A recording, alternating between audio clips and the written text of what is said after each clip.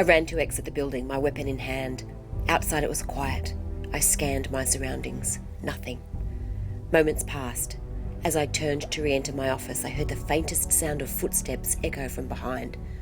I turned to face the yard one final time. Seemingly out of thin air, my opponents had appeared.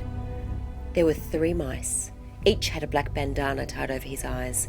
The 3 mice were wearing black robes and were carrying swords which were half the length of their bodies. Just as I had heard, each of the 3 blind assassins were missing their tails.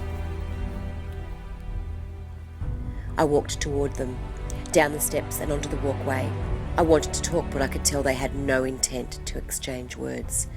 "Whatever happened to talking out your differences?" I muttered under my breath. My fingers tightened around the handle of my weapon as I removed my overcoat and threw it to the ground. In an instant, the mice were upon me. They came at me from all sides, swinging their swords viciously. I did a backward somersault to avoid being struck. When I landed, they seemed both enraged and impressed.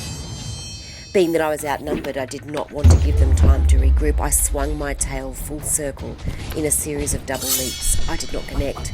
Following this attack, I focused on the mouse closest to me. I delivered a quick jab to his chest, knocking him onto his back. I lunged into a backflip in anticipation of the other 2 mice attacking from my left and my right. Next, the mice engaged me one at a time. The first assassin led with a jump kick. I ducked. The second made an attempt to sweep my legs out from under me. I leapt into the air and raised my weapon to block the blade of the 3rd mouse, who dove to meet me in midair. When I landed, the first mouse aimed to connect his fist with my jaw. I leaned back, grabbed his passing fist, and slung him into his allies. The mice readied their swords and faced me squarely, as if they could see me clearly, and then broke out into a wild slash attack. They came at me in waves, swiping and stabbing furiously. I remained nimble, leaping back a pace each time they advanced. I was waiting for an opening. When I saw one, I whipped the legs out from under 2 of them in a single tail stroke. The 3rd mouse did not let up.